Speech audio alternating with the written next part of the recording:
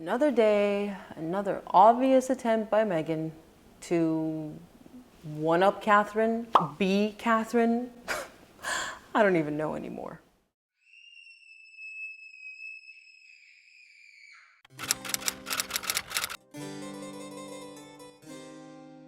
So every year in January, Meghan and Harry release their impact statement report along with a video to showcase to the world all the good that they've been up to in the past year. Now, there are two problems with this statement. 50 points to Gryffindor, or I should say Ravenclaw, since I'm decked out in blue today, to anyone who guessed January, and good. Because it's not January, it's still December. And normally, I'd say, so what? They release their video whenever they want. But I believe that there is a very sinister reason, actually, as to why this video was released a month early, but we'll get to that a little later on in the video, right after I rip a new one into Archwell's impact report, because it is just begging to be torn to shreds.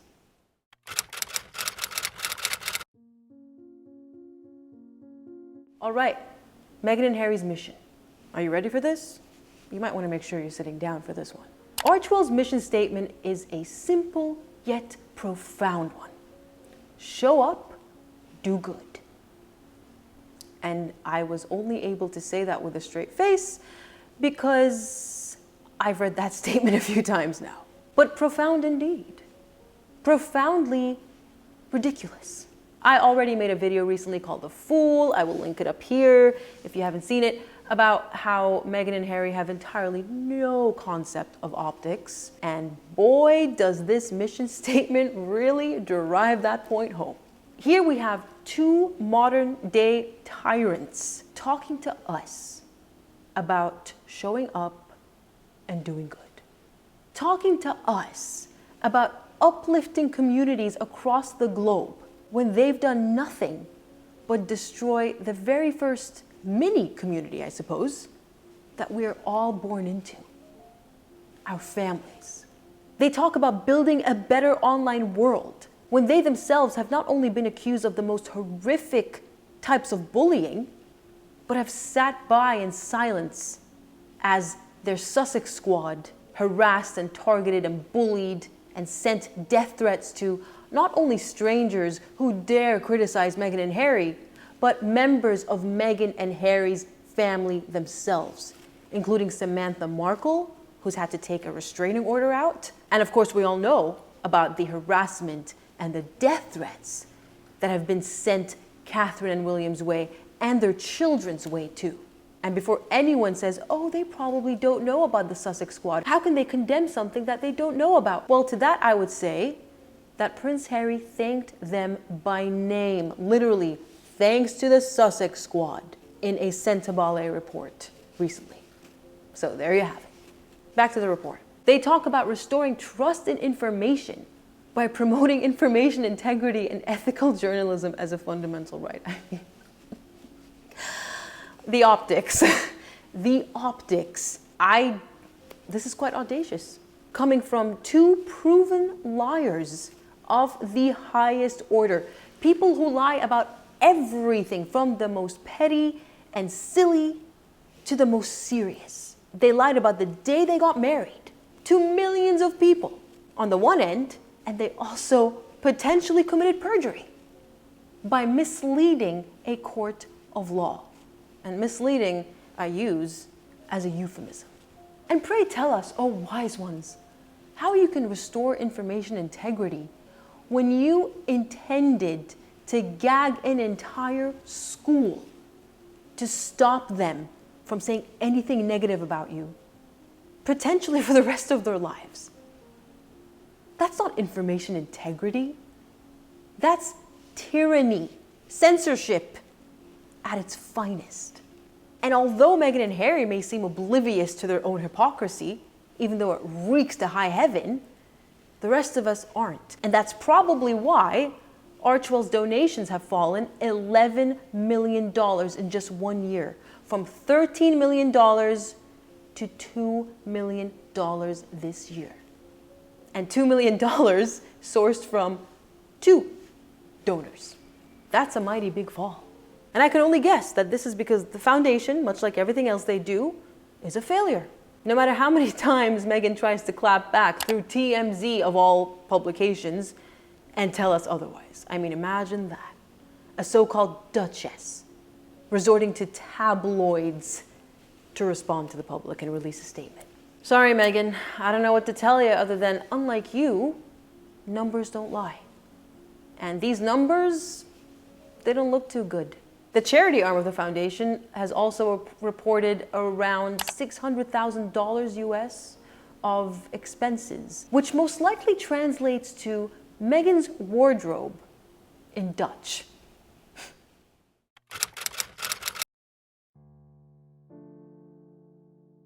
A few days ago, the Prince and Princess of Wales' official YouTube channel released a video of the launch of the Christmas Baby Banks initiative, which showcased the princess, along with her 3 children, volunteering to pick out gifts for families of children in need or in strife.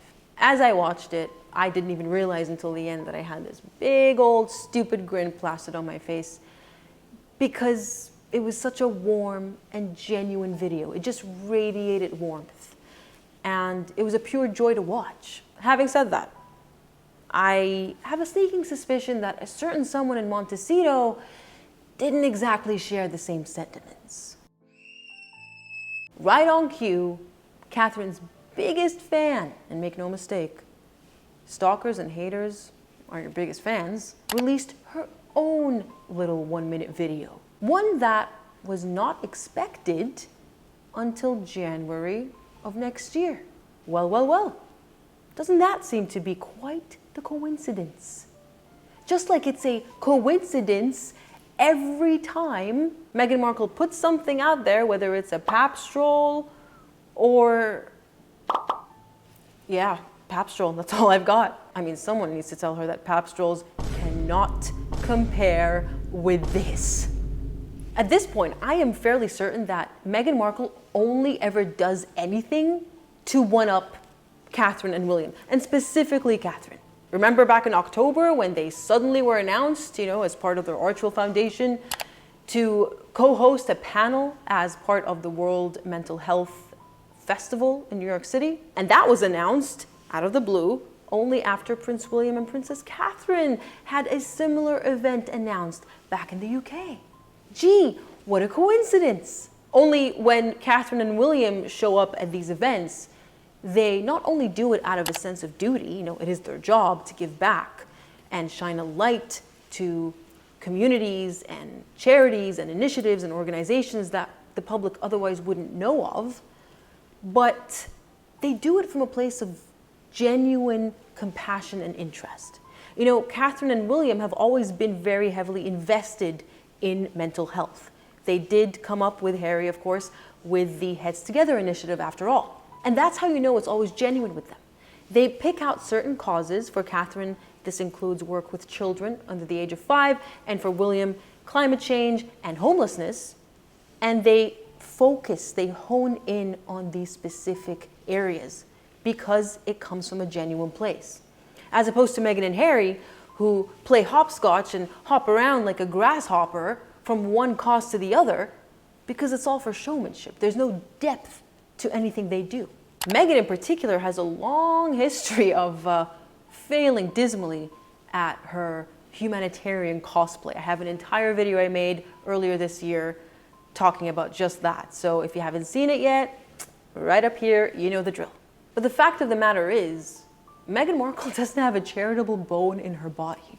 Who else would show up decked in hundreds of thousands of dollars worth of clothing and jewelry to homeless shelters and underprivileged children in schools if it wasn't just to grandstand and show off her riches and tell these people, non-verbally, that you and I, we're on different levels. And don't they say charity begins at home? Kind of hard to reconcile with someone who destroys families for a living, don't you think?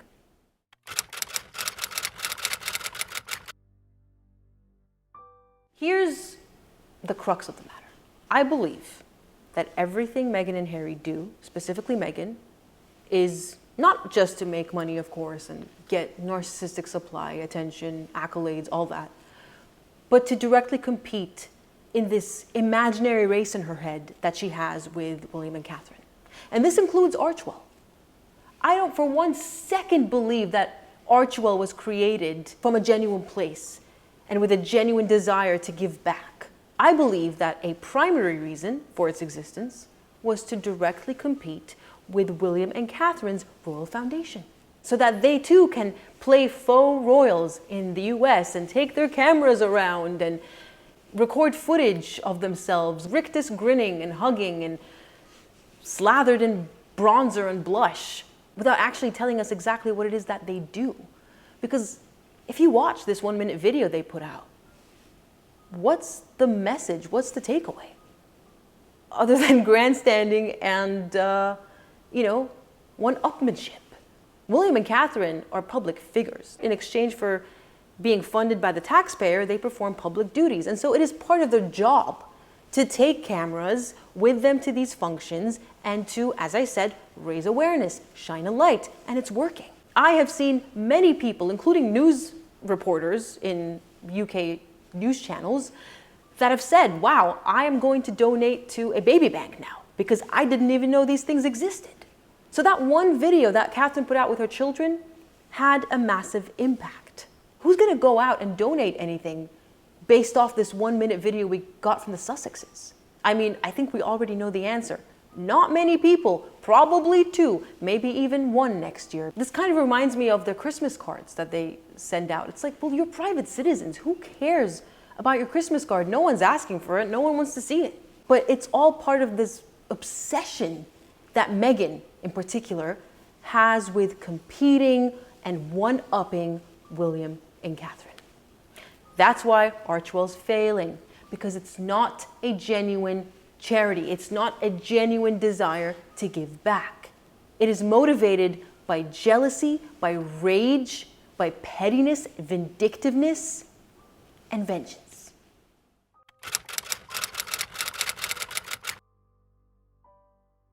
After years of observation, I can say this with the utmost confidence. Meghan Markle has a problem with obsession. We know she's been obsessed with Princess Diana her entire life, going as far as cosplaying her before she even met Harry and long after she left the royal family. So who are you going to blame now, Meghan? It's certainly not the men in gray suits. She's been obsessed with Emma Watson and Angelina Jolie, hence her desperate attempts to become a UN ambassador, which she failed at. She was only a UN advocate, and that wasn't good enough for her. So she had a hissy fit and she quit. And speaking of that UN speech, she is not only obsessed with copying people's appearance, but she copies people's speeches, word for word. I'm talking plagiarism here. I'm sure you've all heard of this by now, but part of her UN speech in 2015 was directly taken from a speech that was once made by Eleanor Roosevelt. I mean, talk about shamelessness. She has a pattern, a modus operandi. This is how Meghan is. I'm not a psychologist. I'm not going to delve into why, although I think we all know by now that these traits coincide with certain personality disorders. But whatever the reason is, she has a problem. And as of today, Catherine is her latest flavor of the month or the year or lifetime, really, because I don't see this stopping. I think Catherine is it. She is the prime target that Meghan has fixated on for the past few years and will probably fixate on for as long as Catherine lives. And some of you might be thinking, oh, this is all petty nonsense, talking about who's copying who. But I'm here to tell you that as someone who's been on the receiving end of this behavior, as someone who is in the same boat as Catherine, it's anything but petty. It's actually incredibly harrowing, sinister, uncomfortable, and downright scary. You can feel naked, like you're out in the open, unprotected, being scrutinized by a magnifying glass, by someone who has malevolent intentions towards you, someone who wishes you harm. And it is honestly one of the most stressful experiences that I have ever had to go through. And I can only imagine that Catherine must on some level feel the same way, especially when you don't really have anywhere to hide. You know, Catherine is a public figure. I am a content creator. It's our job to put ourselves out there. And the worst part is, no matter how uncomfortable we may feel, the perpetrators, the Meghan Markles of the world, they don't care. In fact, I would go as far as to say they relish our discomfort. They love to watch us squirm. It's a really heavy burden to live with, knowing that you are in someone's crosshairs 24/7 through no fault of your own. And you're just living with one eye open all the time, looking over your shoulder, waiting for them to hurl yet another bomb your way. I know it took a dark and twisted turn, but it's a dark and twisted subject. So let me know what you think. Was it just a coincidence that Meghan's video or Archwell's video was released a mere few hours after Catherine's? Or was it something a little bit more than that? Let me know. Looking forward to reading your comments. Take care, and I'll see you in the next one. Bye-bye.